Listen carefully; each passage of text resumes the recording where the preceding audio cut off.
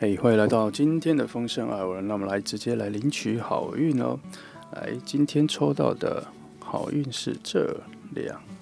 张，你看看这两张带来的好运是什么呢？你猜想很多的一些事情哈，最近会有一个真相大开的。最近会有一个真相大开的情况哈，应该说，你所期待的一个结果，你所期待的一个好事，你猜想一件事的一个成绩哈，最近会有一个很好的结果，因为它整个运势的整个趋势已经到了一个完成的阶段了哈，所以最近会给你一个很好的答案，很好的答复哈，然后整个能量是处于一种乐观正面的方向在进行，所以你可以满怀欣喜的期待，放开心胸的期待哈，迎接这个答案的到来。那么这就是今天的领取好运哦，希望你喜欢。如果喜欢的话，记得按赞、跟分享，还有订阅，好吗？谢谢。好，现在是选牌哈。今天的题目是：近期你会显化什么愿望？什么心愿啊？什么好事？那1、2、3号，来选择你感觉能量最属于你的，直觉上最符合你的心意的，符合你的意志的哈。反正你直觉上最倾向哪一张牌，你就选择它吧。这样才会有比较好的共振。如果你需要看久一点的话，你可以按暂停。如果没有需要，那我们就开始喽。来，今天我们先来看选到1号的朋友哈。那今天的题目是最近你将会显化什么样子的好事呢？那我们分3个阶段好了。第一，我们先来看看会有什么样子的好事发生。第二，我们来看看你最近的能量的检测和对于这件事能量的检测。第三呢，我们再来看看其他塔罗牌要给我们什么样子的讯息哈。来看一下，好，先抽2张牌哈，这里，好吧，就这个。这张抢先了，然后这放中间。好，我来看一下哈。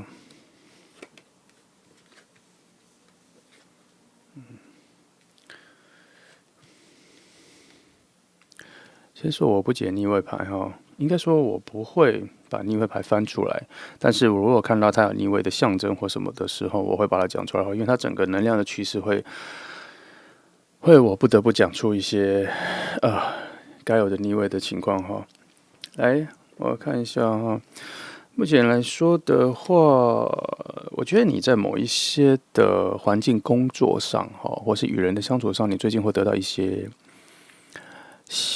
微的胜利啦，并不是一个很巨大的胜利，就是你可能会先小赢一步，会先领先一步哈。然后你在最近的时候，你想做的一些事情呢，会得到别人的帮助，也会有很好的收获哈，跟你所期待的收获会蛮接近的。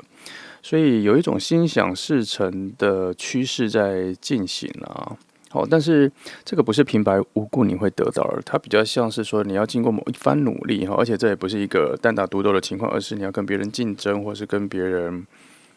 有所对抗或者反正这是一种，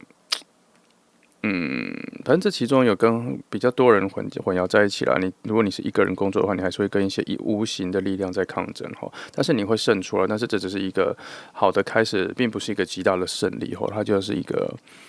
比较初步的阶段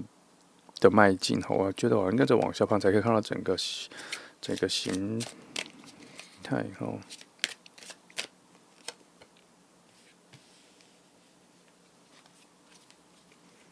应该是这样子的话，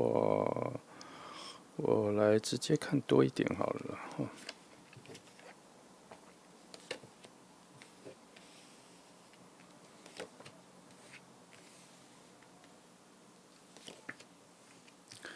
应该是这样。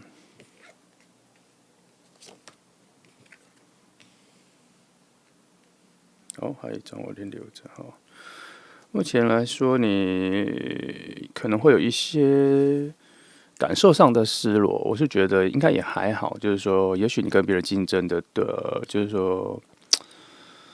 就是最近你会跟比较多跟你比较接近的人会有一些情绪上的困扰了，但是你很快就可能可以突破了哦。虽然你心里会有一些受伤，但是你很快就可以突破了。而且，因为要进入到最后一个丰收的结论的时候，你前面确实是要受到一些小小的心理的折磨了，但是不用担心哈。到了中期，达到心理比较平静的时候，会有一些朋友或什么会帮助你，你并不会是单打独斗，你会往上建立起来哈。可是你心里可能要慢慢的去接受一下，因为这整个过程里面会跟有一些人会开始有一些距离，有一些意见上的不合，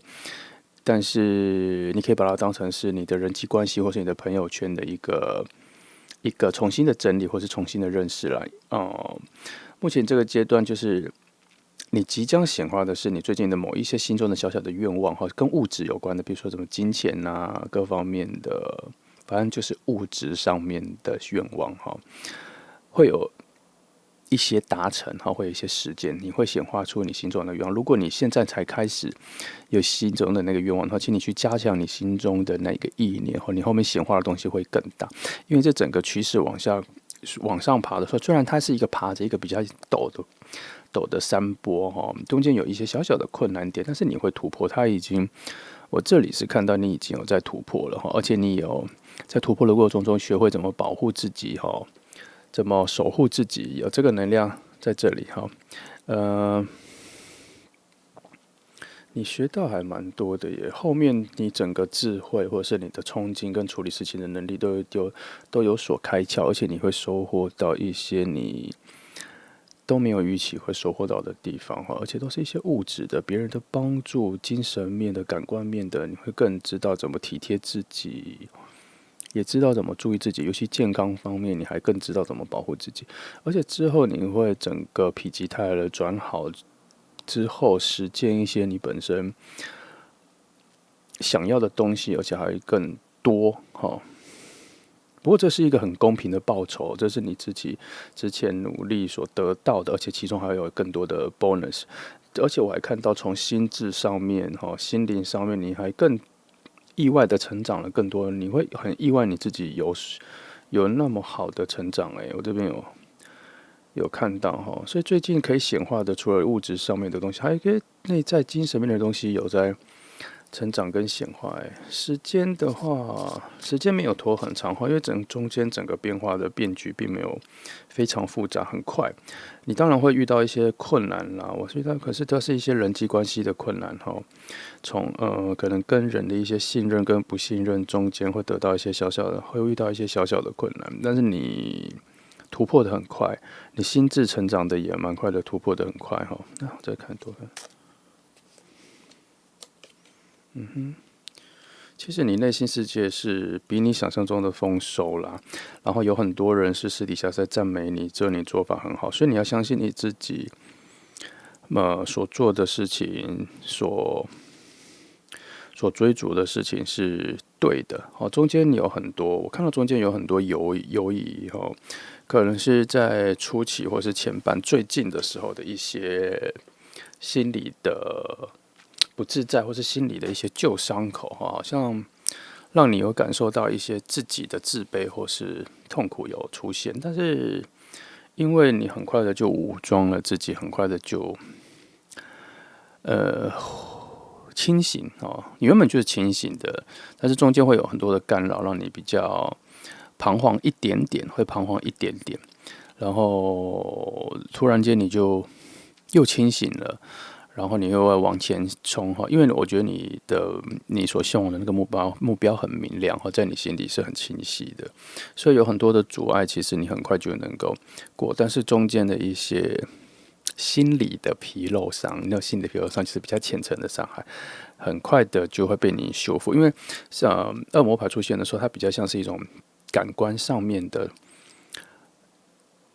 刺激吧什么，然后前面所推演的是一些所谓的，我觉得有一些伤害啦，然后又出现恶魔牌，有点像是强调了你对于感官上面的一些感受，所以也许你有一些感受上面的不满或是不舒服、不舒适，可是很快就过了。所以他这一题所谓显化，就是说，因为你的能耐不错，你的能力也不错，所以你显化你的愿望跟你的价值，还有你所想要的那一个成果。的速度跟能力跟成果的容量都还蛮高的，而且因为圣杯九的出现，所以让我印证了，或是映射了，我觉得你所得到的那个丰收的能量会比你预期的再更高。我在这张牌出现之前就已经这样讲了，因为它里面本来就已经有出现这个映射的能量出现，所以我就一直觉得好像有别的暗示，所以出现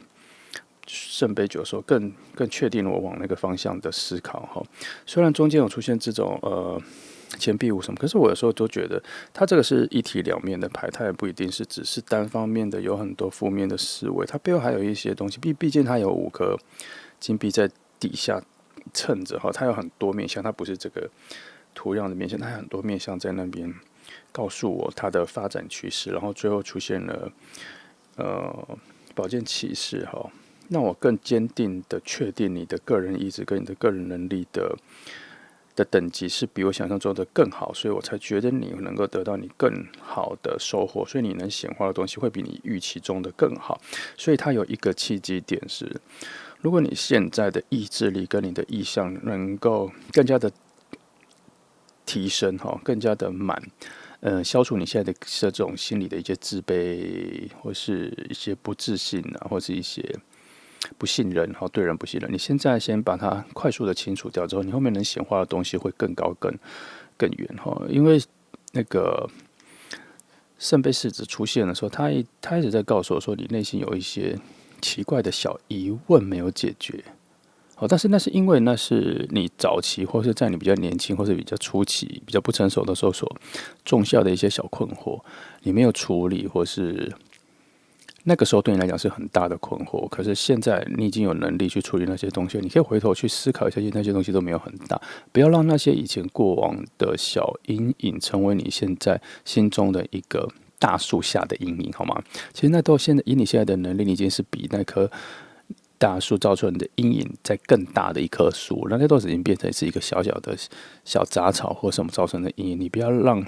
它在你的回忆里放大到这么大，成为你现在的一个恐惧，好吗？其实有的时候，你可以正视一些你心里的一些恐惧阴影，造成你自卑的那些。你回头看，或是你回头过往去思考那些过去的事情，其实那都还蛮小的对现在的你来说，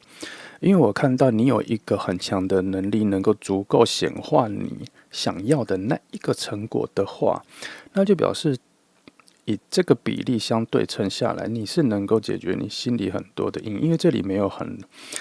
有太多那种让我要去注视你内在精神需要整理的那一个能量没有出现。可能我漏看，我等一下再仔细看一下。我仔细看一下有几张牌，我看一下，比如说这一张，这一张牌内在，我从我的笔记去挖掘会更快而且，因为它这个里面，它会有所谓的从星座星盘那边往那边看，或者我再从托特塔罗牌那一边的角度去思考的话，钱币五，等一下我先看到了这一张，这张牌里面是战士水，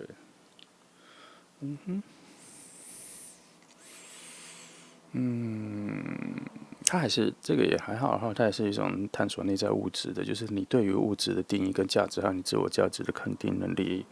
其实都还蛮高的。而且你能够显化这个，因为它这里面有魔术师牌在里面串魔术师牌在里面串，所以它有联动一些魔术师牌在里面串，所以它有提升我对于你显化你的愿望的能力这个是毫无怀疑的，而且它里面还有一些丰收的能量在里面，所以整个能量跑到后面的时候，整个丰收能量就满起来了。还是一样再说一次，你后面能够显化的东西比你预期的要再更大一点，因为这张牌所带来的能量很大，而且它又在了一个很好的位置然后回到这张牌的话，因为它那个张牌有很多的对抗，因为它是在一个5号的位置，然后它本身又是钱币五它所带来的一种双重的抵抗看一下那双脚就不是，可是因为这张牌它又有钱币骑士在那边守护着，我就觉得它也还好，它算是钱币骑士5钱币骑士跟金币五在这边，挟持着，然后最后宝剑骑士出现的时候，我就觉得你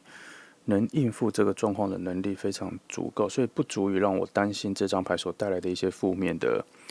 感觉啦，譬如说，你跟人际关系的一些新的隔离啊，或是你可能要舍弃一些家人或什么的相处时间这些的，我觉得反而都不太带给你一些困扰哈，因为你这整副牌你正在快速跟强烈的要去显化你心里现在所想的那一个东西的时候，这些小小的阻碍完全都会被你摆脱掉，实在的，而且这里面又带来了第二张魔术师牌在下面，快去忍着，然后又有皇后牌在里面跑，已经不知道好几个皇后牌在这里了。总之呢，你必须看一下哈。目前我是先把你设定在你要在这里逐步要去显化在这里，然后这个时程很快哈。你记得到一段的时间的时候，你会中间会遇到一些朋友的帮忙或什么，那就表示你已经进入了一个整个显化的中段期。中段期会达到一个平衡跟协调调和的一个阶段平静的，就是说这是一个忠诚的收获后，你一定会先达到一个平静跟调和的阶段，不然你没办法往下走。所以当你感觉到你中间有受到别人帮忙，然后你心里达到一丝平静的时候，表示你已经达到忠诚的阶段了。然后最后呢，整个丰收跟显化的进展会，能量啊、内容啊什么都会往上提高，然后你这里说可以加强很多意志，因为这时候你有一些潜在的能力跟什么都在这里不断的提升，然后你会得到更好。就这个地方有算是蛮多关键的内在能量，会让你获得更好的东西啦。然后可是这里还有很多的成果的加倍或是成倍哈，都要看你这里面的意志所提升，因为这里才开始会有一些小小，也不是说小小作，这边才是小小作，这边才会有一些比较有一点点挑战的东西哈。不过看到一些挑战的东西是可能就是人际关系里的，或是一些人情上面的，或是一些反正是一些比较跟你比较亲近的人的要求啦，哈，可能对你来讲可能会有点无奈，或是感受到不自在或不自由的一些要求哈，会让你会影响你的意志哈，会影响你对于未来你可能快要得到的那一个东西的信心哈。不过这个地方确实是很关键的，你一定要好好的把握住你自己的自信跟相信你自己哈，因为里面有一些好牌躲在下面，有一些能量躲在下面，他告诉我说，其实你有很好的趋势可以获得你想要的东西，可是所有的关键都在于你有没有办法把持住你的自信跟你的决定哈，因为中间好像有蛮多外在力量在影响你顺利的走到这里，因为你原本走到这里嘛，可是它有一些设定的阻碍在这里挡了一次，这里会挡了一次，这里也挡了一次，可是这里是顺的，所以就变成是我觉得是抵消了一些坏事，就是你做的很好，跟别人对你做的不好的事情相互抵消了，达到一个平衡。然后你在这里有一个小小的升级之后，有一个新的挑战哈。不过这挑战也不大哈，因为已经看到后面丰收的状态了，很快就会跨越哈，只要忍耐一下好过。这里圣杯九也出来了，他也在定义他已经定义了你内在的一些喜悦已经产生了，所以表面上看起来跟在未来的话，他已经看到你内在的喜悦了，表示表面上即使遇到很多难题或困难，你就是会化解掉的，没有问题。好，这个是最近你可能会要显化的一些事情的一个能量的趋势哈。总之呢，做一个简单讲，你要显化什么，只有你自己知道。但是前面会有一些小小的挑战哈，然后你会得到一个初步的奖赏跟获得哈，你会觉得很自信满满的。然后那时候你需要达到一个平静之后，要再出发进入下半场哈。然后下半场刚开始的时候，会有一些新的挑战，都是跟一些人有关系的，调和一下人跟人之间的东西哈，因为它会触动你的情绪哈，不是你内在的情绪，而是你外在的表现情绪哈。感官的，它会触动你一些敏感的东西，然后你会有一些反抗或什么，这是那种挑战了哈。可是你只要坚定好自己的意志，跟定好你原本做好的决定之后，你很快就会得到一些丰收，而且这个丰收的能量，这里是满满的堆满的很多东西在这里，你可以期待一下。但记得要显化任何东西哈，着眼点都在于你的意志的强弱度哦，还有你的意志的浓度的百分比，好吗？记得这个。那我来帮你看第二阶段哦。第二阶段是就不看你显化的东西，我就是看你在这个过程里面你的能量哈有什么地方可以注意的，来帮你看一下哈。就你个人能量的检测啦，就是也是用这副牌来看有什么。因为刚刚前面那个是比较有方向感的，就是我们要在追寻一个趋势或是未来感的东西哈，所以它解牌的方式不太一样。但现在我是只要第二阶段是直接着眼于在你身上的东西。好，我来连续，好吧，这样。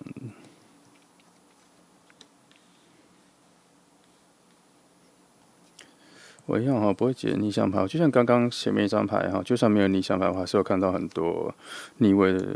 跟逆位很相关的东西，我还是有把它讲出来啊。好，所以麻烦不要一直留言问我说为什么不解逆位牌了哈，我都会讲，只是牌面上不会一定会翻给你。好，就这5张哈。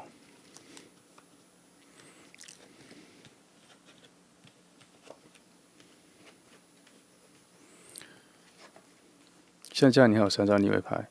就也没有一定要把它讲坏哈，因为它整个趋势不像是真的要把它讲坏的，除非它整个趋势，我觉得啦，对我来说，它有一种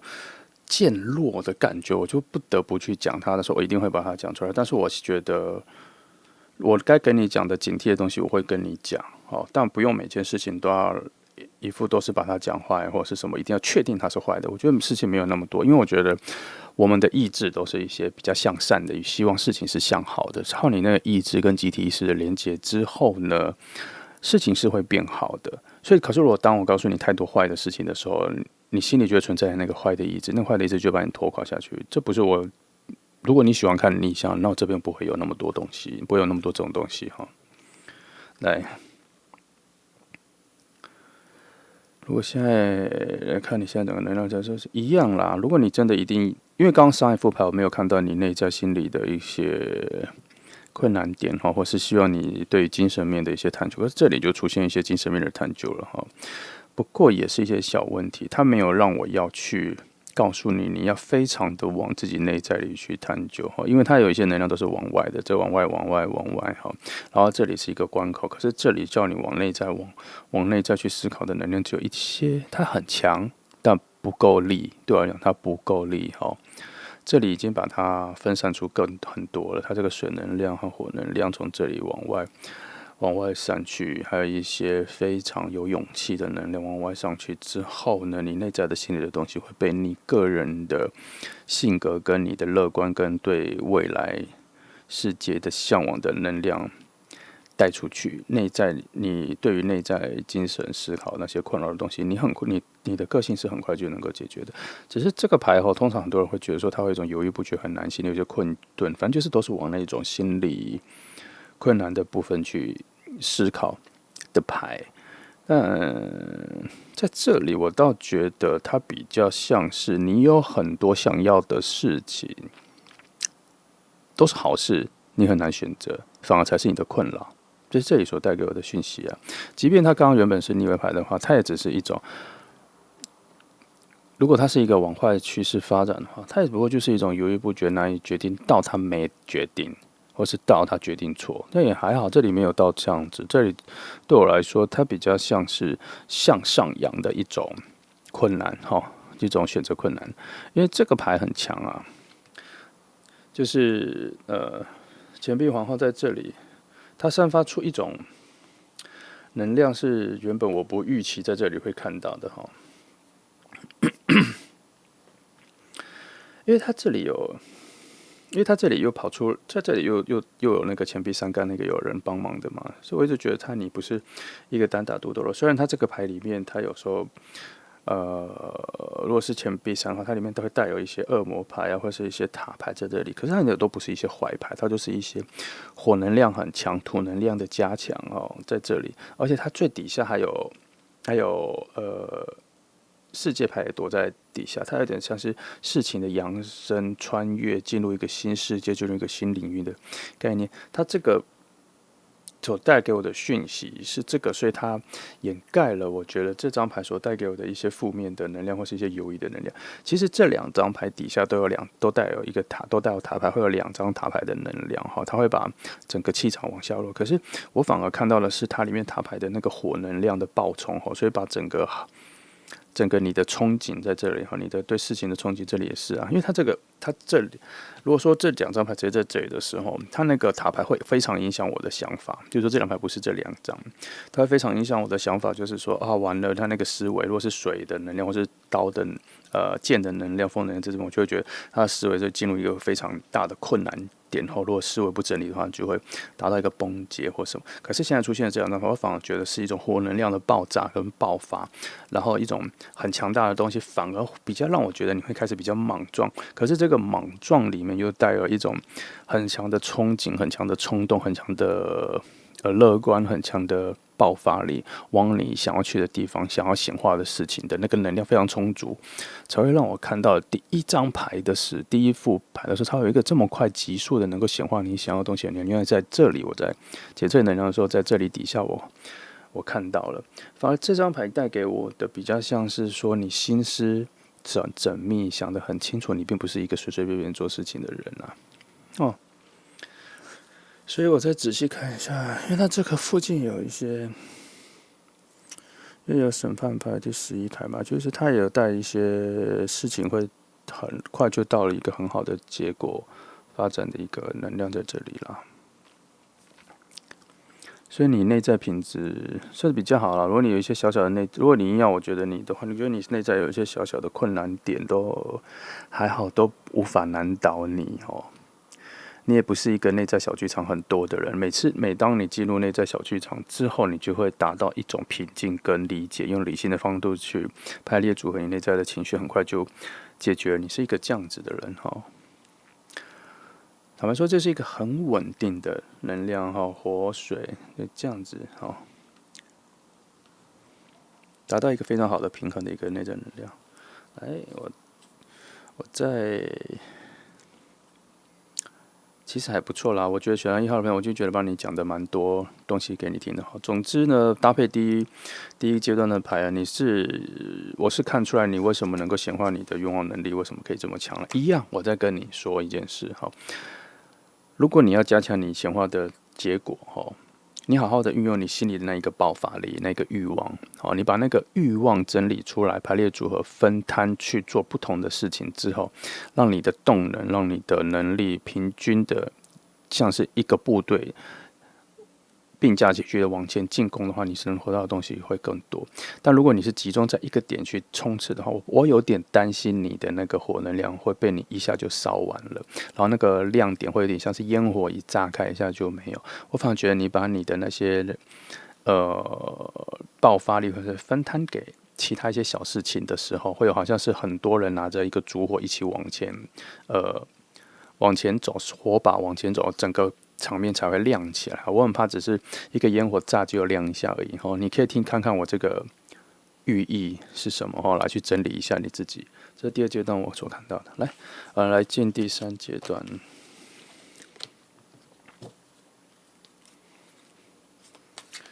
第3阶段的话是要用其他塔罗牌来帮你看看你的有什么我没看过，因为其他塔罗牌会告诉我不同的话哈。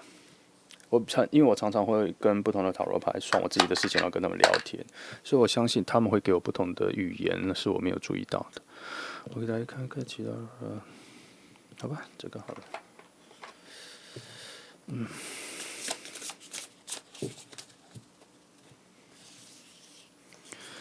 2张哈，然后再看看其他的，这个。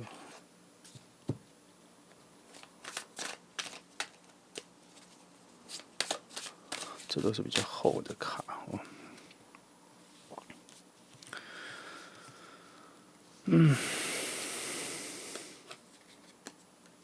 所以我的那个，因为我是火象星座，然后我星盘有5个射手座，然后又是有双鱼跟，以上就是一些火象星座，所以我的那个节奏的时候会有点快哈，希望你们能够适应哦。就抽这个好了，这个是我觉得最难解的一副牌。今天先抽2张看看好了，先不要给太多。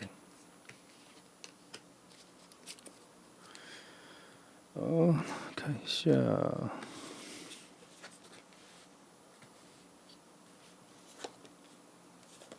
就是我能帮你看看有什么其他的讯息，是其他塔罗在看我们这节牌的时候，它有什么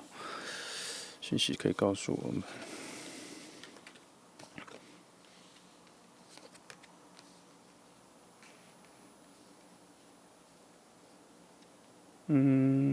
这2张牌我刚刚在上一副牌有讲出来了，有把潜在的能量讲出来了，这个时候又跑出来一样没有什么没有什么，反正就是你在扬升到一个新的阶段了啦，你的火能量很强，你可以好好的。这个感官牌跟这个比较呼应像前面的恶魔牌哈，它比较告诉我说要注意你跟你很接近的人哈。有2种人你可以注意一下，我觉得最近会给你带来一些感受上困扰，就像刚刚前面的，会有一些情勒吧，我觉得是情勒的部分的人选会是刚认识的人，刚认识然后觉得还蛮友好的人。第二是跟你已经蛮亲近的人，可是他们所跟你的，我觉得跟你的亲近程度没有我想象中的近哦，因为他是 Lovers， 那不是更深层的。在暗示我什么？9吧。这2张牌告诉我，确实是告诉我说，会告诉你会让你有一些情感上的困难的，都是一些比较亲近的人。但他这里反而比较提醒我要你去小心一下，会造成你困扰的人是你近期才刚接触，会很有好感的人，才会给你一些比较大的困扰。为什么这样说？因为你不熟悉，可是你却被一些。总觉得好像最近很快速跟你友好的人对你有所图啦，没有就没有，但牌面上有点叫我提醒你有这个东西，因为从第1组到第2组到第3组都有一个讯息告诉我说，真正会让你感受到困扰的是情感面的，但第2组牌又告诉我说，你处理自己内心世界的一些感受能力又很强的话，反而那个情感面的困难都是一些外在的。就是比较表面的，因为恋人牌的意语都是比较表面的啦，很快的啦，就是很浅层的无感的啦，那种社交生活的一个晚上就见面的那一种快速情感的浓烈度很快就消裂的，然后是一种交际的很多人的社群的，所以它并不是一种深层的情感。所以如果会带来你困扰的，都是一些快速的、浅层的、刚认识的。好，那我刚刚又说亲密的感受的话，是因为我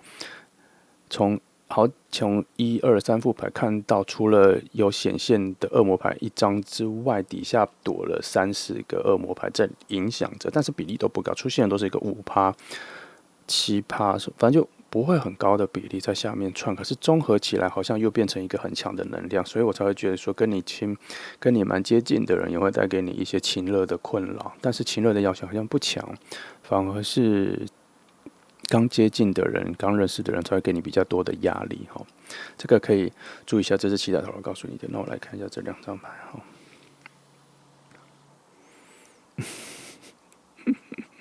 不知道这个是有性别暗示吗？是会给你情勒的是女性角色，突然都给我强烈的暗示女性角色，生理女还是心理女？我不知道，你自己注意一下，或者是个性比较阴柔，或是个性比较细致。我比较喜欢把它诠释在不分性别，我会比较把它显示在心思比较细腻，对于感受敏感度比较高的，精神面比较有敏感，就是比较敏感，比较有深度理解的情绪面深度理解的能力比较强的人我都会觉得她是属于常常牌面上出现的女性牌是往那个方向走，并不一定是真的女性啦。所以你可以注意一下哈，有一些心思比较细腻的人，可能会带给你一些全新的困扰。但我会觉得，我们不要把这种事情当成是一种困扰，把它当成是一种新的经验收集哈。也许你现在对付这种不对人对付啦，面对这些人的时候，觉得很难应付很多人，那是因为你的经验不对他来说，你这方面的经验不丰富，你的 SOP 或者你的经验档案不够多，所以你对于他，因为你原本的天赋可能就很难应付这样子的人，所以你在这个时候就反而是收集经验的好机会。所以我们不要把它当成一个难处或是需要回避的地方。每次收集一个好经验，下一次都会变成一个很好的工具或道具，都不错啦。好，反正这里提醒你的就是这样子，这2张牌你仔细看这2张牌的样子把它记下来，他可能会有一个这样子情形的人会来接近你。那这个前面也已经看到了啦这个只是我在暗示你说，你对于自己内在物质价值、社会认可地位角度的确认，这个东西你已经很有把握了，所以这个探求你已经探索很久了，所以这个就不再多说了，因为你已经很明白你自己是什么。好，好。不过托特牌一直没有翻我觉得翻几张来看一下好了，因为我想要看更深的时候，会直接用托特牌来试看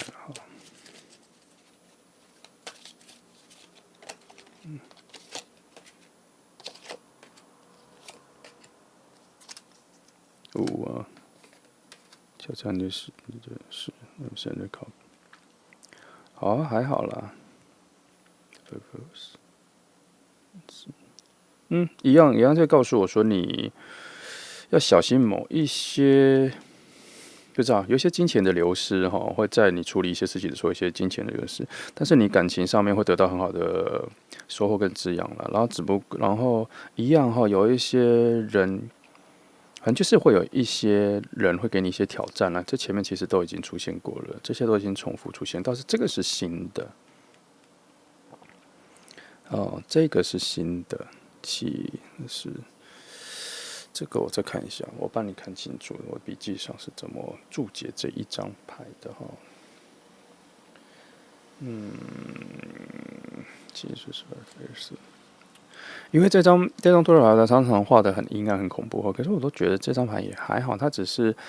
因为它整个牌它需要一个上上下下的一个起伏，到这里它必须要往下之后，它80-90才能够往上，它这是一个必要的低谷所以我都没有觉得这低谷或是这个它写失败或什么是有多失败，这个失败程度要看你前面已经丰富了多少，才能够减少这个下坠的。因为它这个是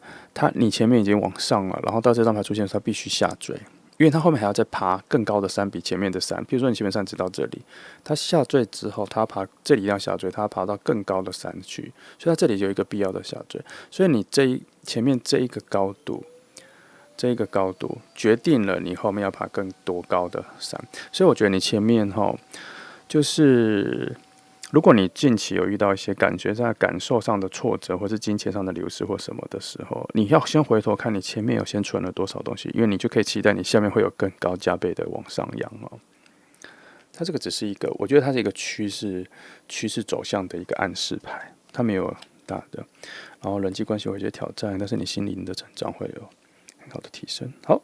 我想大致上就是这样，我能告诉你的目前就是这些咯。那我来总结一下今天的题目，说你最近会显化什么？反正就是你会显化你近期的一些物质上面的小心愿啊、小目标，你会显化。然后，如果你的意志力或什么，你在现在，你跟宇宙许愿啊，或是什么，反正你意志力的提升或是你想办法去要求你的高我，跟你去试着每天跟你的高我讲话，希望他能够多帮你一点，带领你的指导灵，带领你的守护天使或什么祖先或什么，正气多帮助你，让你的意志提升之后呢，你最后显化的东西可能会加倍，会比你原本所预期的显化的东西会再加倍。当然，你记得都不会完全顺利。如果是完全顺利的话，你必须要小心，会有隐藏的危机在里面。但是，一些显现危机在你眼前出现的时候，目前看起来都是你能够迎刃而解的小问题，没有很难，然后比较多是人的问题。最近可能解决一下啦，可能因为你很强，很多人希望你帮忙，但对你来讲可能是个困扰或是一些无理的要求什么的，就可以解决，你可以选择解决，但不一定要解决。但是它会来，然后你会有所面对。不过这都是因为你最后要显化你的成果的一个基本的能量平衡所需要的困难，好吗？我们不要把它当成是自己是倒霉或是怎么最近怎么着，没有，那都是我都觉得那是一个能量平衡哈，它一定要达到，能量一定要达到一个很好的平衡，才会给你很丰收的东西啦。好，因为你得到很多丰收的东西，它还要在别的地方达到平衡。反正你靠你的意志努力去显化你后面的东西，就对了啦。好，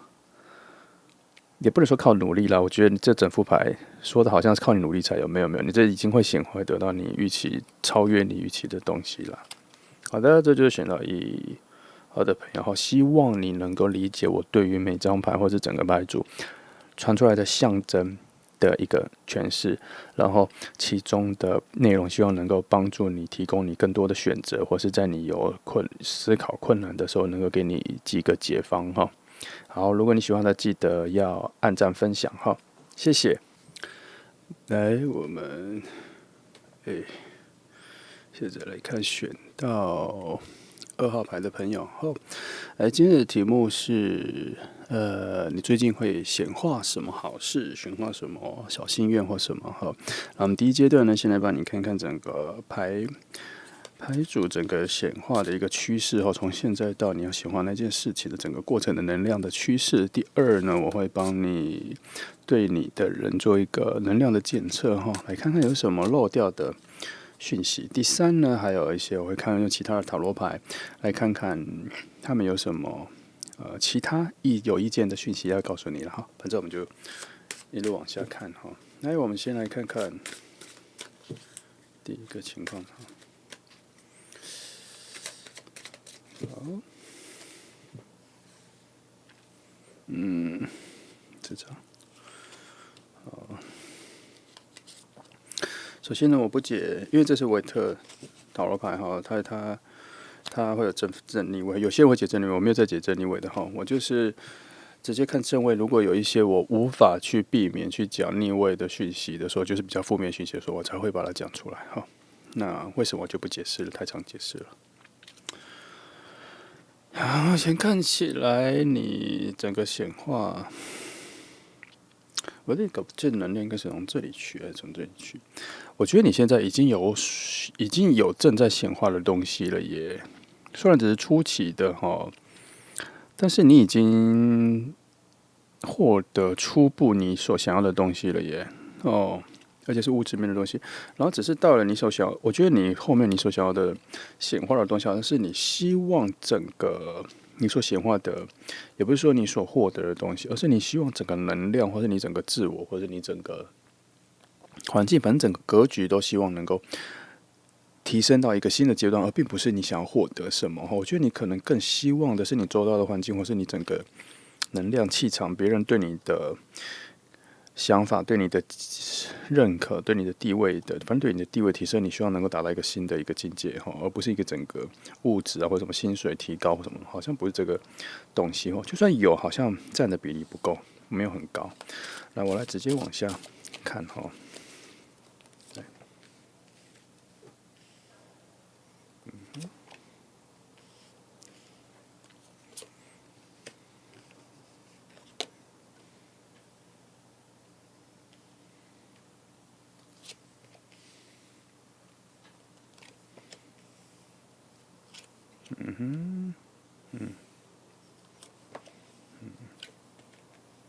好，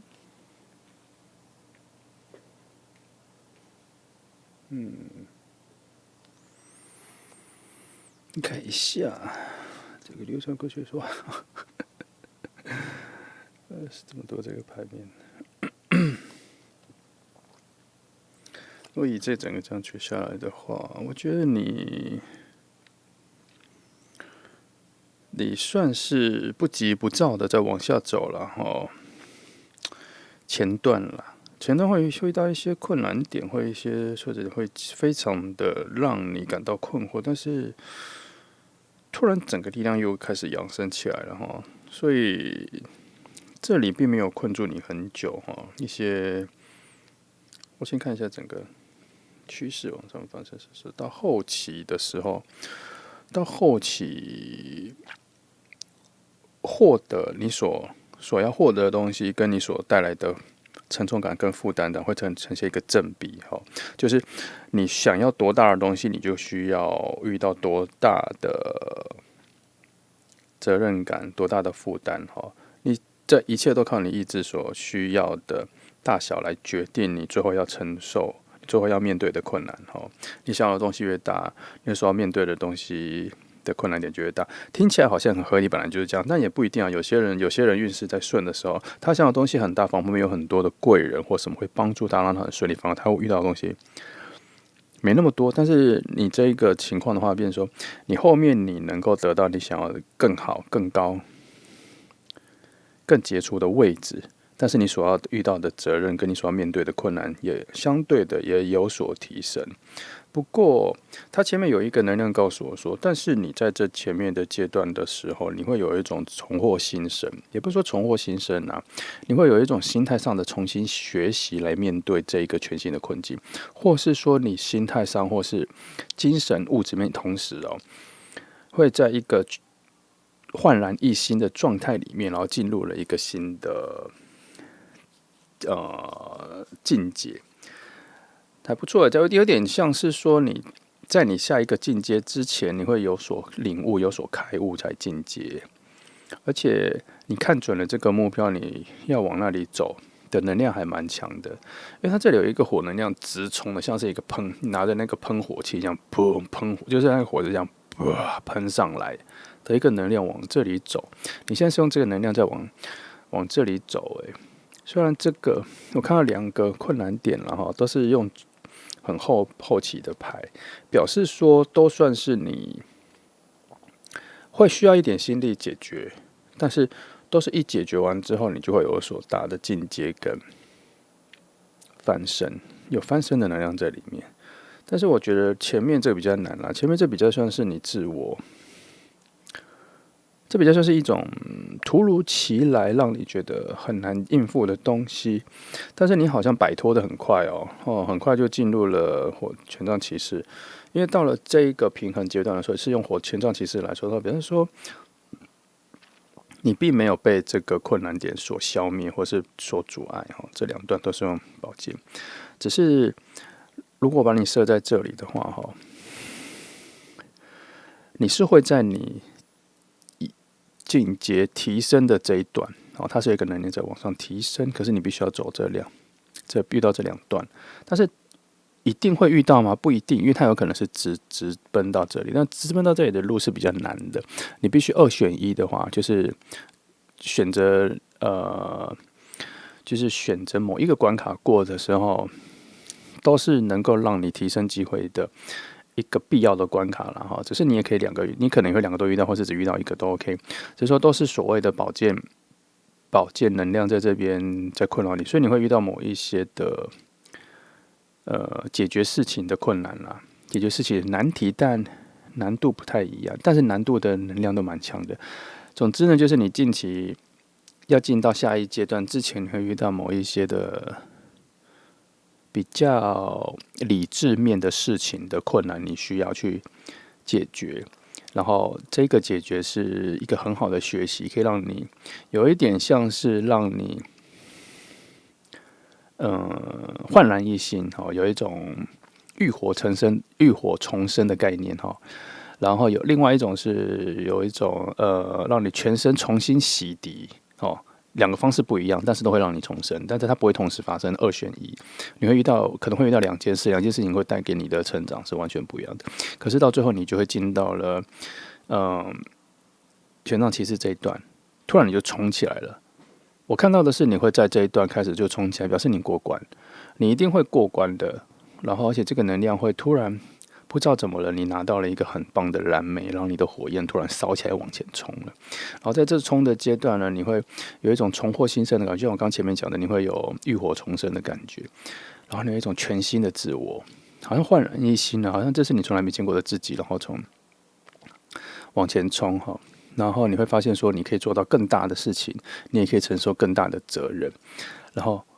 到某个阶段，你又重获新生一次了。你又进阶了，所以这里有一种两段式进阶。所以你最近在显化的自己啊，我觉得是你个人的内在品质、个人的能力的一种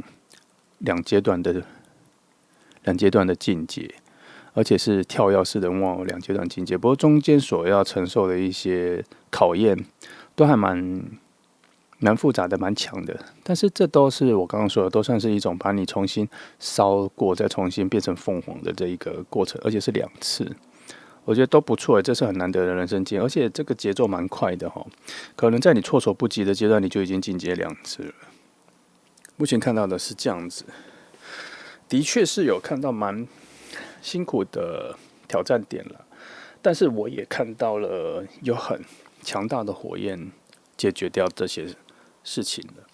那些很混乱的风能量或是什么能量，并没有阻碍你的火焰燃烧，并没有阻碍你的火焰的炙热感哈。当然里面还是有很多困难。来，再仔细看看这一个部分哈。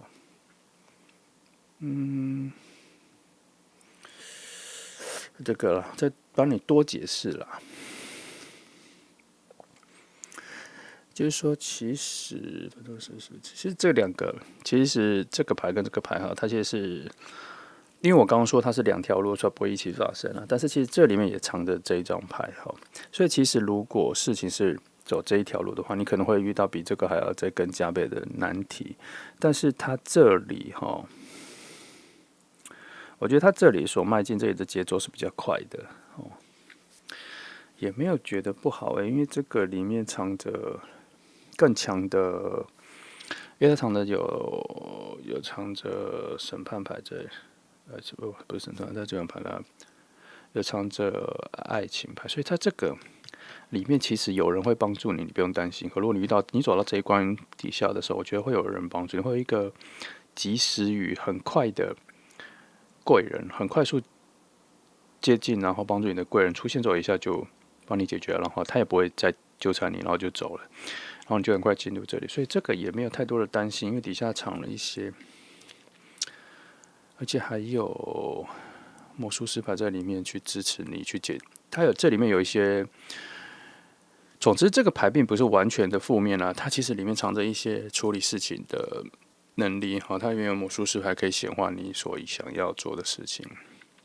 总之没有那么多难题。当这个牌出现的时候，底下藏了一些好的能量在里面，会帮助你然后如果是出现在这个的话，也是会有在这里，这里当然是会好一点啦。它让你通关的速度其实比这个快因为它里面还藏了一些世界牌或什么的，但是还是会有一些更多的犹豫，但是犹豫的时间不会比这个长。总之呢，如果要比较实际面来讲，你最近可能会遇到的难题可能会有2种难度不同的东西。如果你觉得比较起来难度比较高的，如果你能选择的话，你可以选择比较轻松的就过来，因为你还是会过到这里。但是你走这里，你会得到贵人。我总觉得这里好像会得到一个贵人反而会有让你开拓社交或是什么的能力在这里。我就看到这个能量在这里，看你选择随缘啦，随你的直觉去选择哪一件事情要先解决不过相信一下你这些东西解决之后，你后面的这个2段式的提升一定会来所以不要担心你会被卡在这里，好吗？别担心被卡在这里。然后后面这个没有这个讲了，这里还是因为它是属于你的火能量在这里往上提升，所以它这个有一点像是助燃剂助燃，可是要有一点燃烧过才会助燃，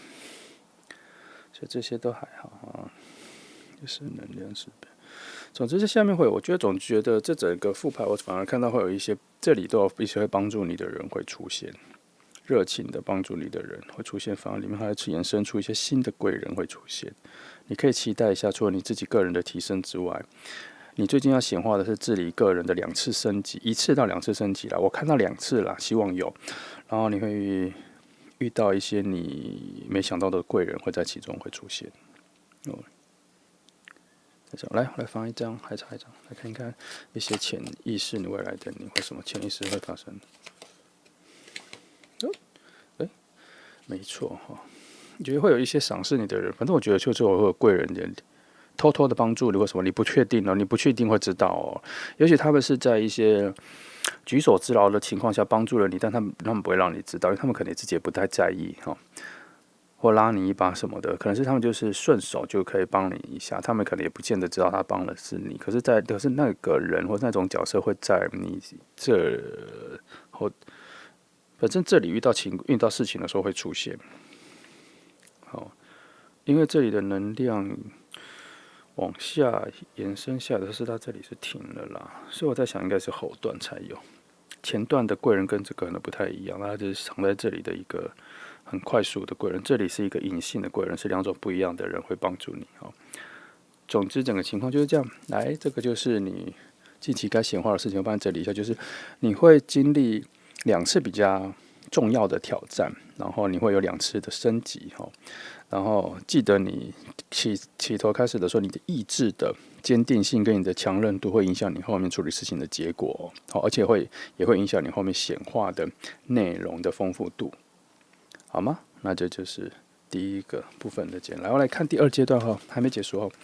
第2阶段是你个人的能量检测。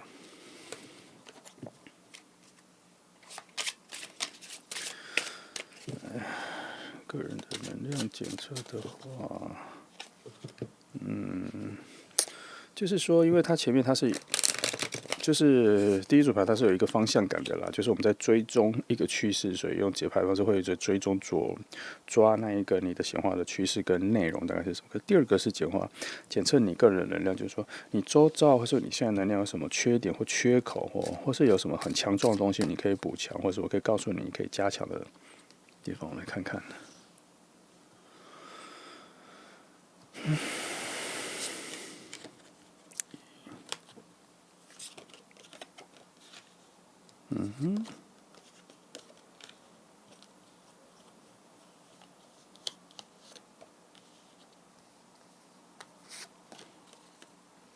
有一种慢慢往上趋势看好的一个能量哈。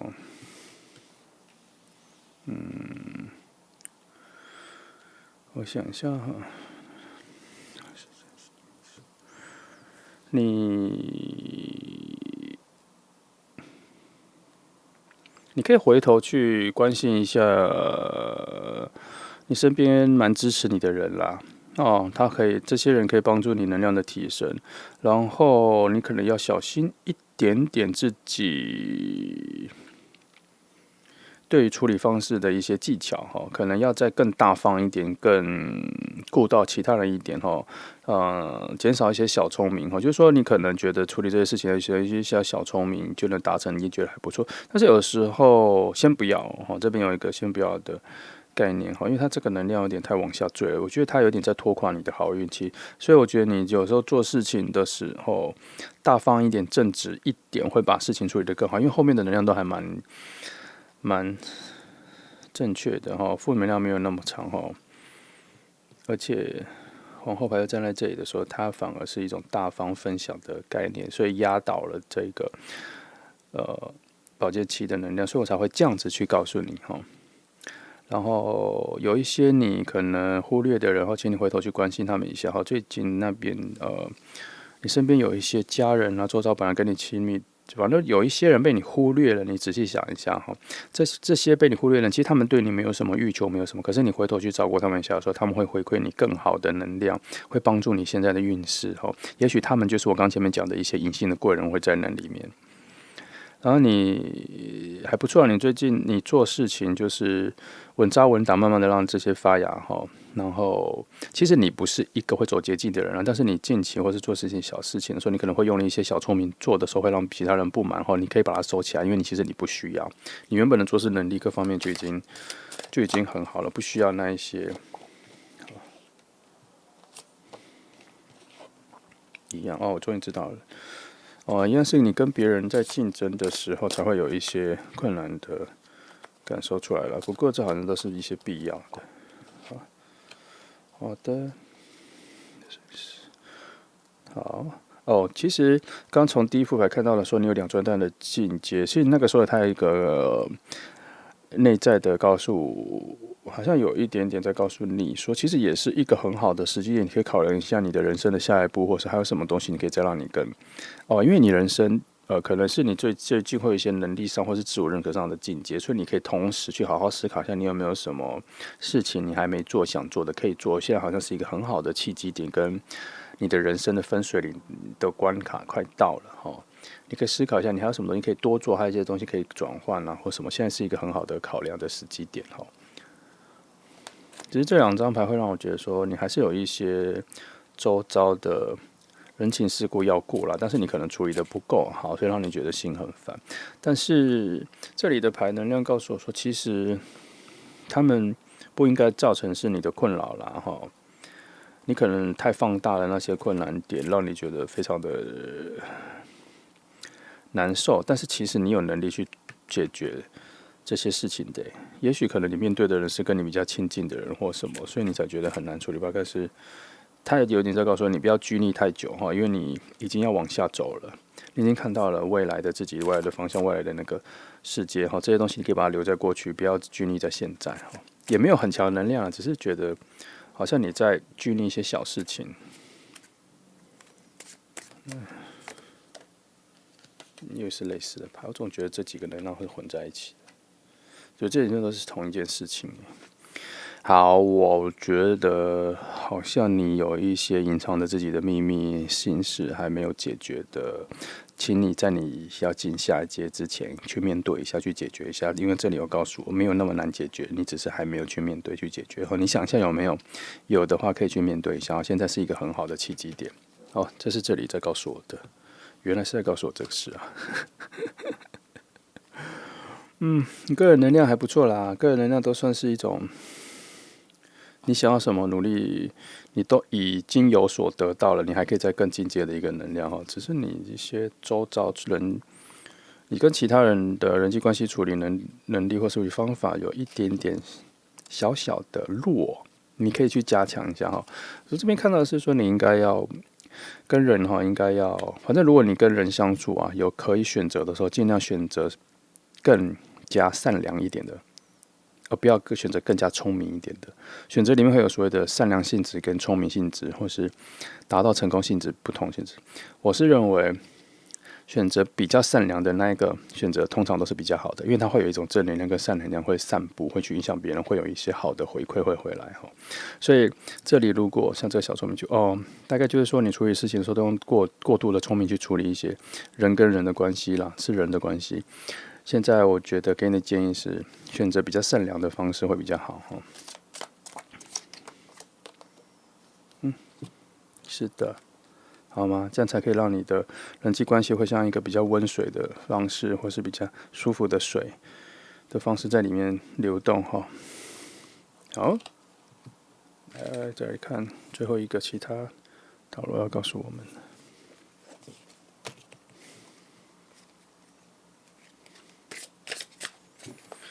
好，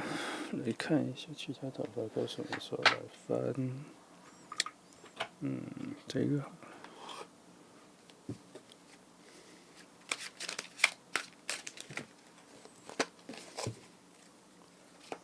我觉得觉得有些东西好像前面没有被我挖出来的，哎呦，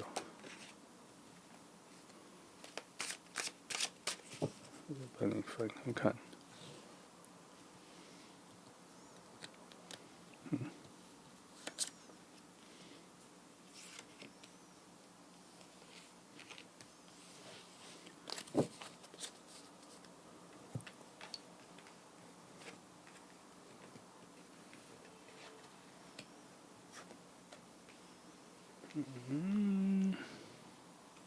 既然是这样，一样我觉得他好像也在暗示我说你要，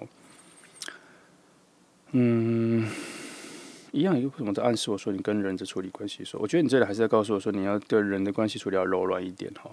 有一些你平常没有听的人讲的话，你可能要开始听进去了，因为它比较像是说你才能够比较能够处理人跟人之间的一个立场关系跟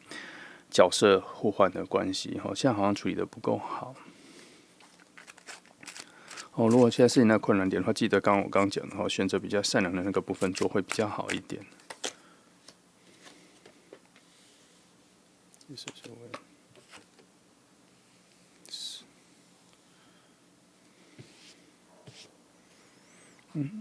9都还好。这里的牌告诉我说，你可以试着去听听看你在乎的人的话跟言语，或是建议。这里好像有点告诉我，你好像少听了一些。再挖这个好了，我用金牌来帮你翻。你好像有一些人际关系的困扰，是在于你倾听的能力不够哈。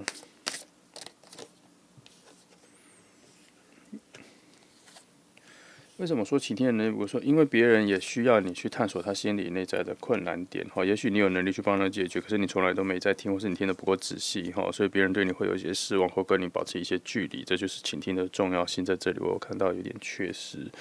所以那缺失是 very 从这个梦境牌的串流告诉我说，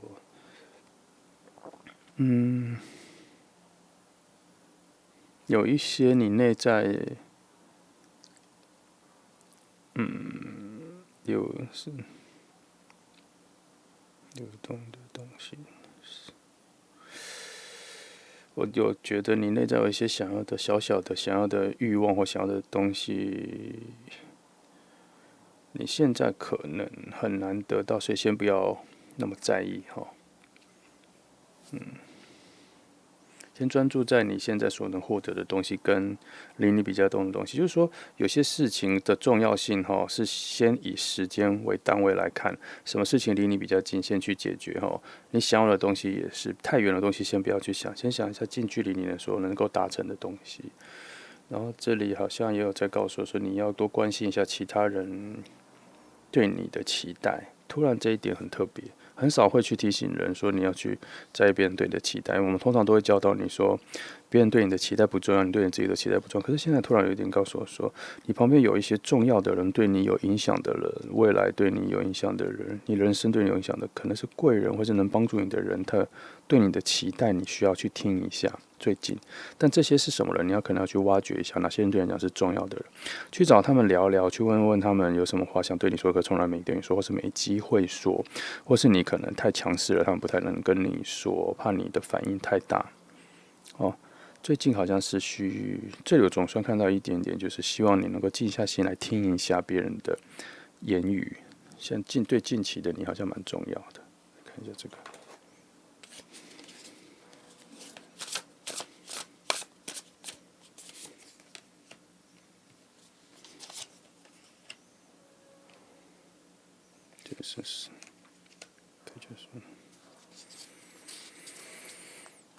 这牌都没有什么我意外期待，我没有发现的，刚刚没讲到的。那我再翻托特塔，我看有没有什么。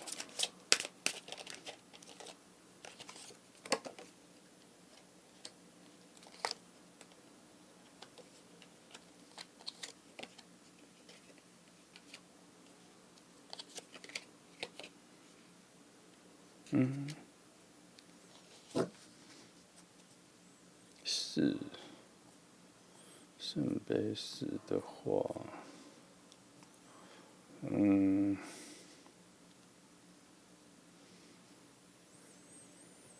这里我还是有看到一个暗示哈。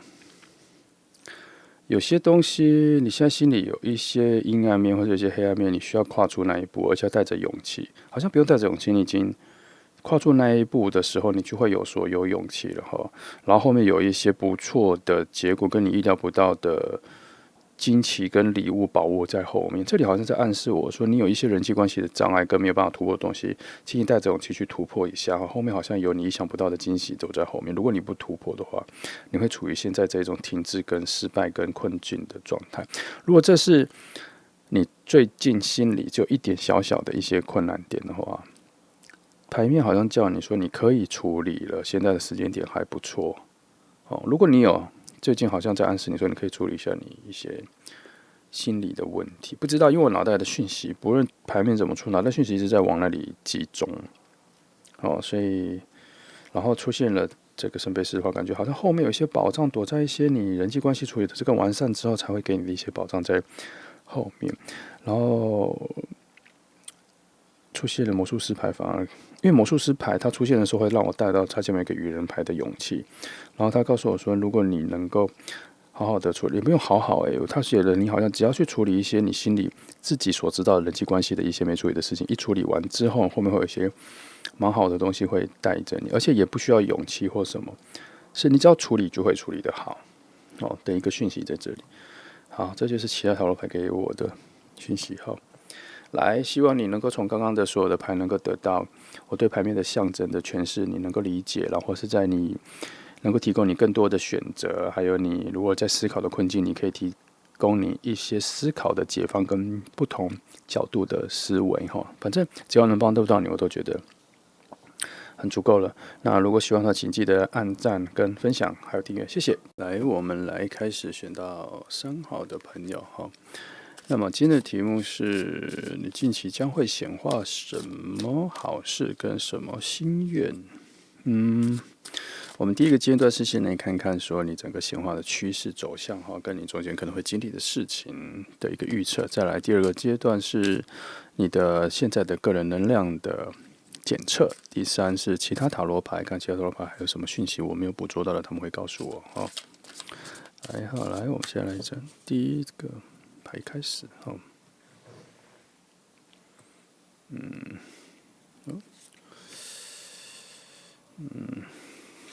这里哈，先来看一个整体的。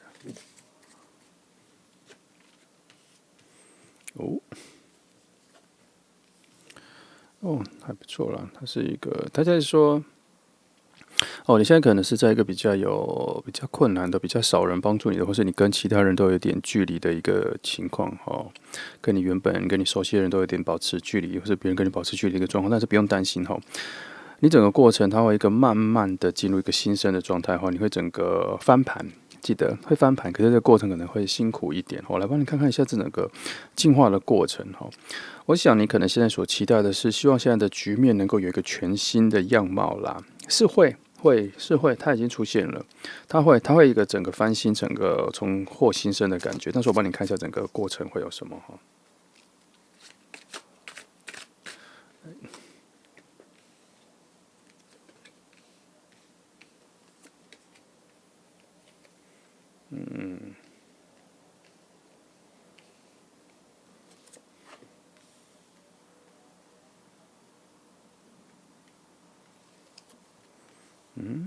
不错。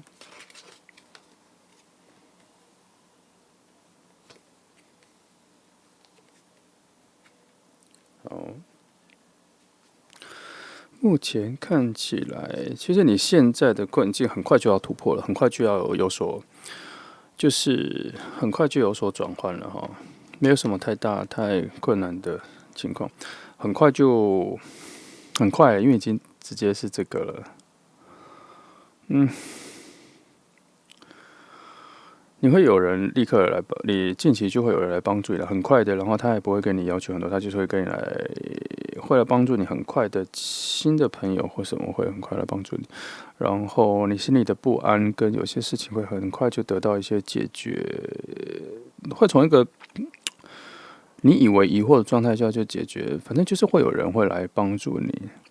然后同时，你会在你可能没有办法注意的地方，会有一些不错的收获，又会有另外一个人。我觉得这里帮助你的人还不少我这边看到的至少就2、3个人会来帮助你。然后你可能我觉得也不会短时间内，因为这个时间我觉得它的节奏比较慢，可能是因为帮助你的人需要一点时间哈。然后你可能会在不久之后会进入一个很平静的状态哈，心情上、生活上，反正心情上会得到一个平静，会得到一个协调，会得到一个很好的安稳的状态。主要还是心情上哈，然后因为你已经得到很多人的帮忙，前面真的还蛮多人会帮助你的耶。然后得到一个心情上的平静之后呢，你可能就要变回一个单打独斗的状态，但是还好，你只要慢慢的脚踏实地的，慢慢的往前走从前，思考一下你前面的别人帮助你的时候，你得到了一些心得，得到的一些获得抱着一个感恩的心，然后慢慢的再慢慢的走。其实后面的牌都不错它会给你一个你该有得到，你会得到一个公平的待遇啦，而且时间轴后面就会加速了。当你整个人的心稳定下来，比之前再更稳定，稳定下来，然后开始心情上有脚踏实地慢慢做的时候，这个运势就会开始加快轮转往前，冲刺到一个全新的局面。所以并没有一开始看的那么不好其实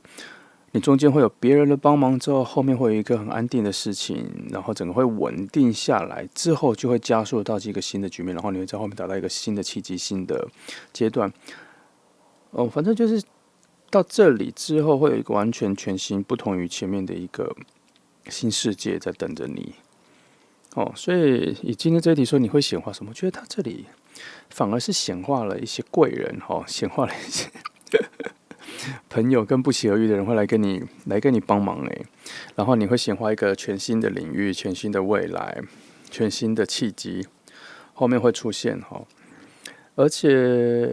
我还蛮期待你这边会遇到的一些来帮助你的人，因为这里有一些能量真的还蛮出一个未知感他们会解决你现在的困境，会帮忙解决你现在的不安，从心灵上、精神上、物质上都会对你有所支持。只是只有前半部中间一半之后，你开始回到了自己，你开始比较认识自己，你开始比较理解整个情况，你也开始平静下来，判断力、理智上、生活上都稳定下来之后，你就变成是自己一个人单打独斗了。然后你会更确定你未来的方向，知道你想要的样貌是什么，就是等于是说前面的这些混乱你整理完了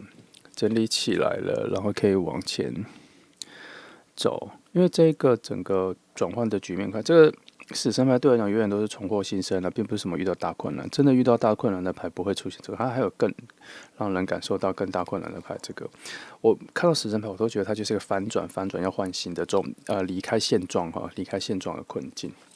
我再帮你看一下，因为其实这个牌对我来讲是蛮顺的我想再挖掘一些更多的有趣的秘密是什么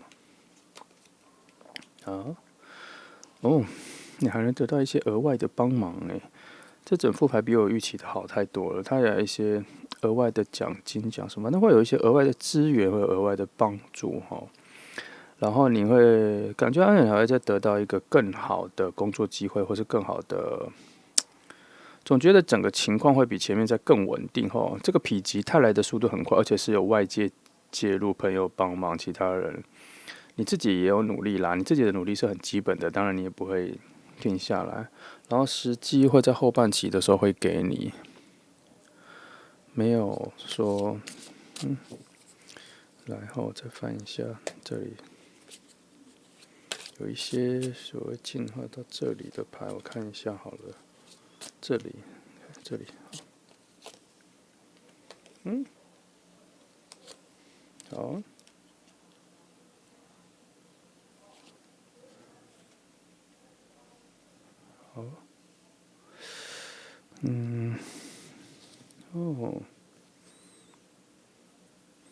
原来你在这里。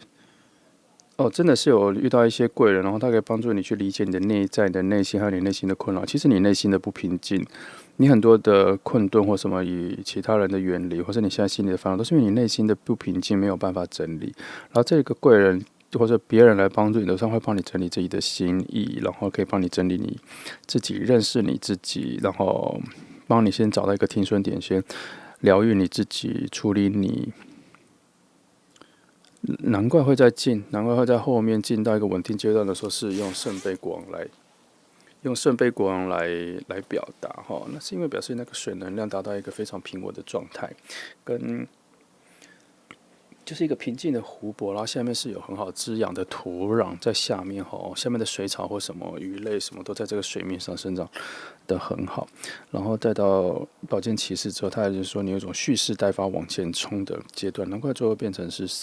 会变成钱币骑士后，因为你已经理解了自己内心的状态之后，你也整理好了之后，你才可以面对了生活一些现实的状态。然后因为这样子，你才进入了一个稳扎稳打的状态之后，才得到一些慢慢你想要的东西，进而你自己的提升之后，才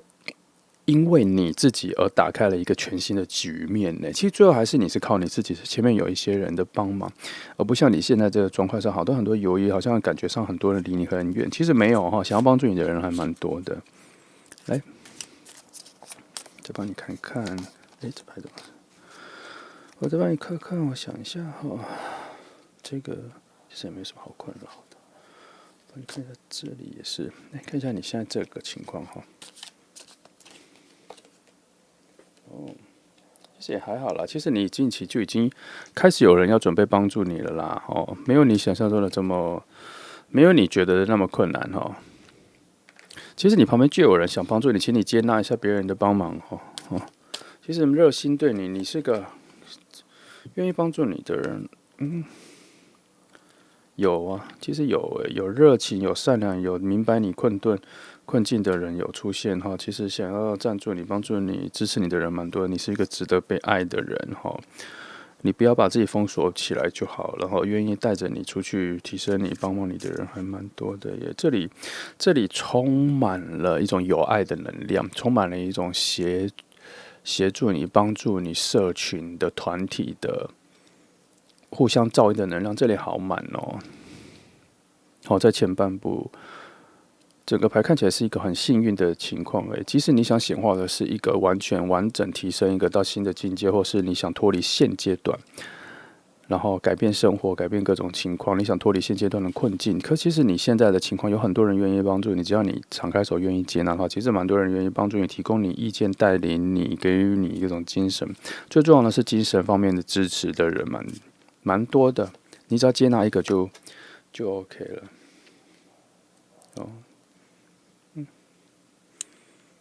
其实这个也还好，这个我已经讲了，你心情内在的心理的整理就需要别人来帮忙的哈。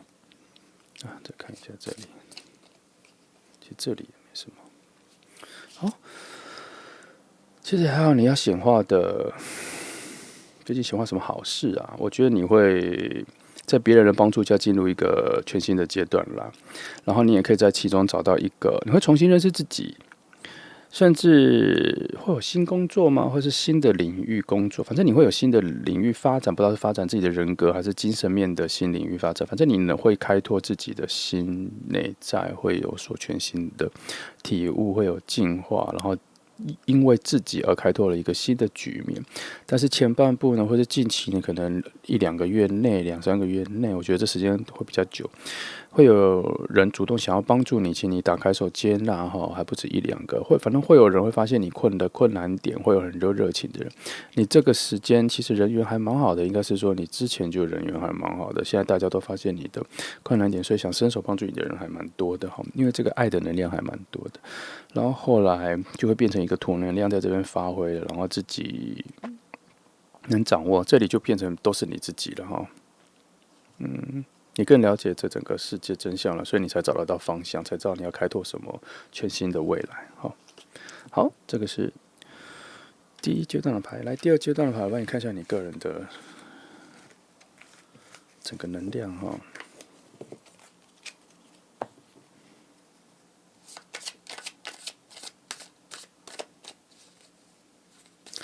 来看看。有些话会重复讲，是因为它讯息一直重复了哈，不好意思，希望你见谅。来，让你看看，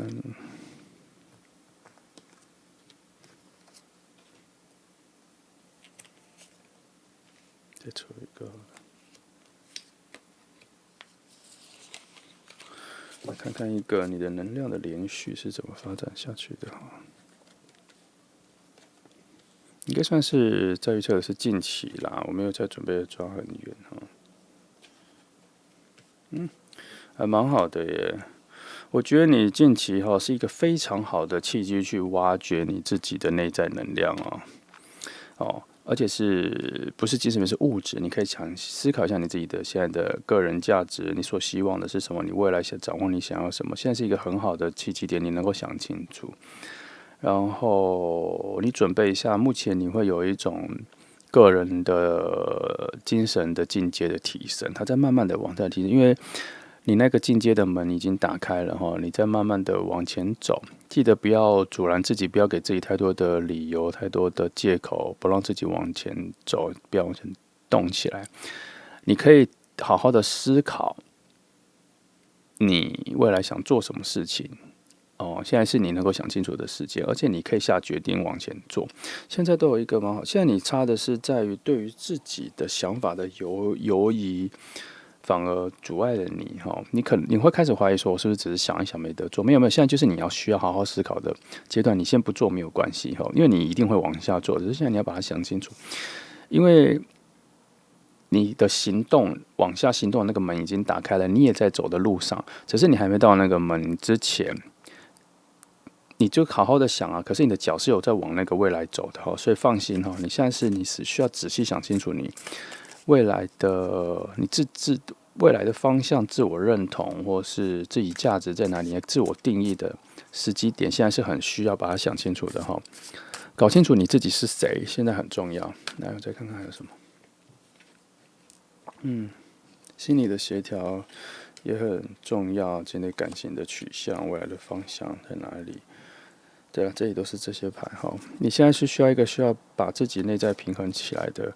人。现在如果是一个很混乱的情况，现在就是一个很好的整理机会哈。不要再让那个混乱拖延你，因为你后面还有蛮多事情要做的，而且你后面一定会开窍，找到新的方向。如果你自己没办法解决，记得哈，你周边的人都能帮助你。这边就已经有一个周边人帮助你。然后你其实内在是富足的，但你可能有点忘记了，你被某一些琐事跟某一些困扰忘记了你自己其实是个有能力、内在也很富足的人哈。也许也有可能是你现在在你这个阶段里面，你已经觉得乏味了，可能满了，你在寻求下一个新的阶段的目标，可能最近你会找到。但如果你找不到，困在这个心理困的时候，你去找朋友聊一聊。你现在的有很多的停滞，都是在于你自己觉得自己的不足。其实你已经很足够了，但是因为你可能已经成长到更好的空间了、更好的地方了，所以你才会觉得说现在的不足，是因为你的脑子已经进阶了，只是你的身体跟你所见的社会地位，或是金钱或各方面的财富方面，可能你觉得不足。但是其实对你来说是足够的，只是你的愿景各方面已经进阶了，只是身体跟现实生活并没有跟上，所以才会带给你这种困扰。可以了，他告诉你说你是可以往下一个阶段走了。也没有了，就是脑袋灵光一点，去思考一下到底是什么。你现在可以想清楚。个人能量还蛮强的，就是其实我才从翻牌里面看出来，其实你是一个不像我一开始翻的，一开始这样，我也会觉得有点担心，你好像有点不知所措。可是现在才发现说，其实你有能力，你内在是富足的，你有能力面对你现在的思考困境。可是不知道为什么你突然觉得你没有办法做到了。那没关系哈，近期有你周边的人都能够帮助你哈，亲近你的人或是新认识的朋友都是能够帮助你的，即使是为了建构新的未来或是往未来爬哈。你都不是一个人，真的有人会扶持你，会帮助你，你不是一个孤单的人，自己一个人在努力耶，都没有。整副牌到现在，我都还是看到有很多人在偷偷的帮助你，在你没见到的地方也在偷偷的帮助你。好，这都还不错哦，我觉得底下3的都还蛮好的。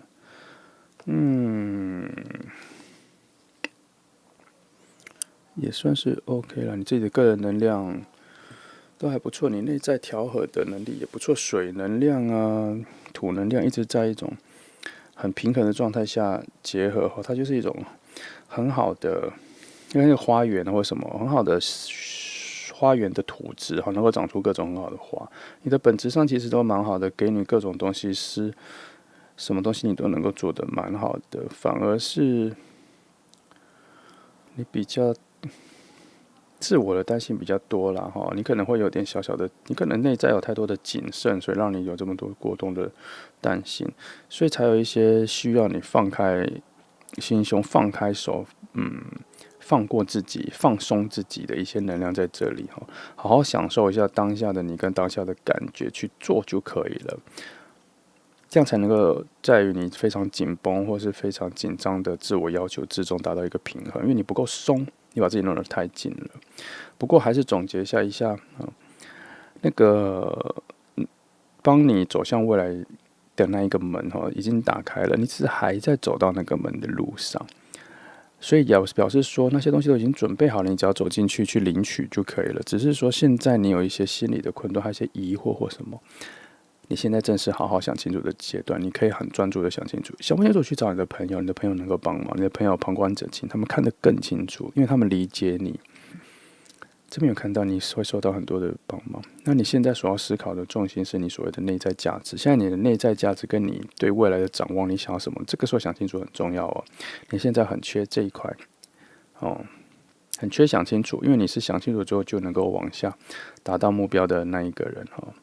因为你的情感面跟你的意志力其实还蛮强的。好，我觉得差不多是这样。你是个值得被期待的人啦。好，只是你自己到底给自己过多的期待呢，还是对自己有所失望了？这只有你自己知道。好，来，我们来往下一个。这第三个就是其他讨论有没有什么讯息要告诉你的？来看看。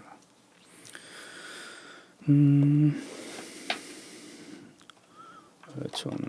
这个来翻，还是这个？从这个来翻。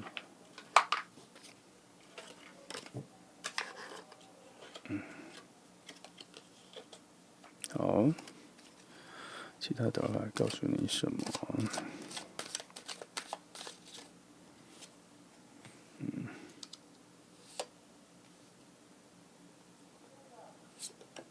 第三张好像不够哈，再来找一下，看看这个好像也可以哈。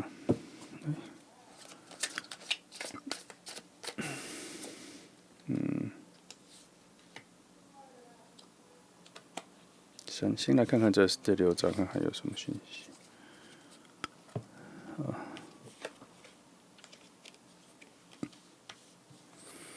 我没有特定什么问题，我只是看看他们翻给我的讯息，然后再做一个联想，看看还有什么我缺少的。还 OK 啦，他其实也没有，他好像只是简化了我刚刚所有的事情，就是你是有能力协调这个事情的，而且你会真的受到其他人的帮忙哈，然后你会达到一个全新的局面。只是前面这个部分，你真的需要别人来帮忙，能够达到一个全新的局面，然后你需要打开耳朵倾听哦。如果你得到别人的帮忙的时候，你就需要倾听，来听清楚别人帮忙。因为现在你有可能已经有点封闭自我的状态哈，比较相信自己的能力的状态，所以你让你的欲望或是你想达到的事情的发芽程度或是进步程度有一点点慢。主要还是因为你可能没有放开手去接受别人的帮忙，或者倾听别人的一些建言，所以你进步的太慢了，比你想象中的走得慢。好，这才是关键点了哈。我来看看还有什么别的。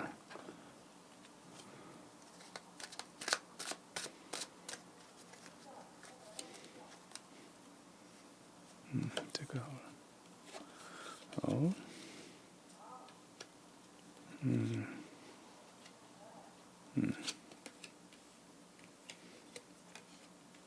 好，的确又来了。你真的需要别人帮忙了哈。然后你给自己第八的话也还好，8、9、10、9的话没事，8是什么？也还好，生内在。果然还是有一些内在的问题从这里。6、7、8，果然还是有一些内在的这种自我困扰的问题有出现哈。但没关系啦，这种朋友帮忙的牌太多了，反正你去找朋友帮忙，然后倾听，然后很快的，你心里的问题就会解决哈。很快啦，没有很慢。你只要放开心胸听朋友听朋友讲的，然后接受别人的帮忙，很快就可以解决那些困难。你自己一个人单打独斗，目前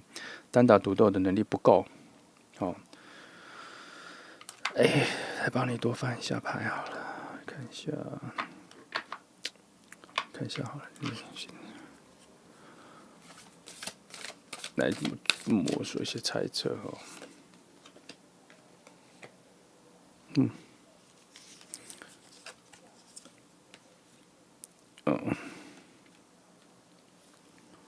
总之你内在有一些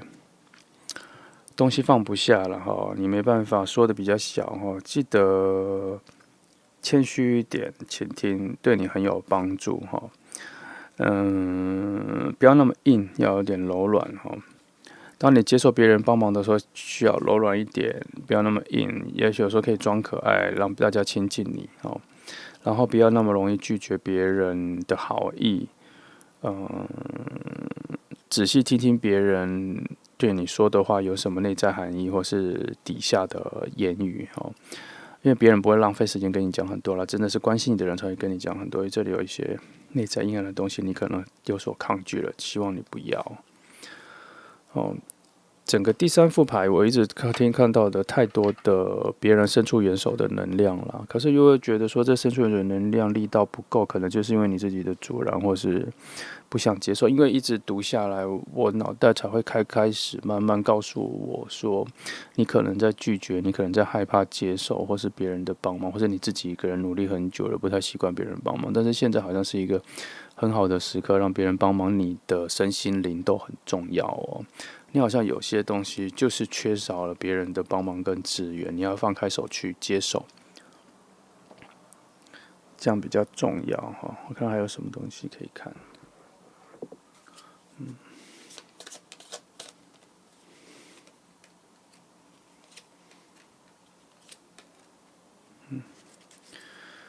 可以啦，就是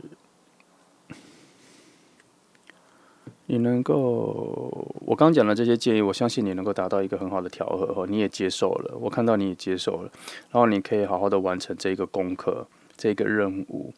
然后最后，因为这个阶段是属于我刚刚第一个部分的前半段，后半段你还是需要回到自己单打独斗的。可是你那个时候单打独斗的时候，你需要的是已经准备好了，所以前面这个准备期有很多功课你需要学。第一就是倾听别人，第二接受朋友的帮助，第三从朋友身上学到很多你所不知道的角度跟建言或什么，然后提升自己、完善自己之后，到中间一个平静的阶段。就像我刚刚讲的，在一个平静的湖水里面，然后好好的整理自己、安静自己之后，因为你后半阶段只能靠自己了，然后你的能力会比你前面所想象的更强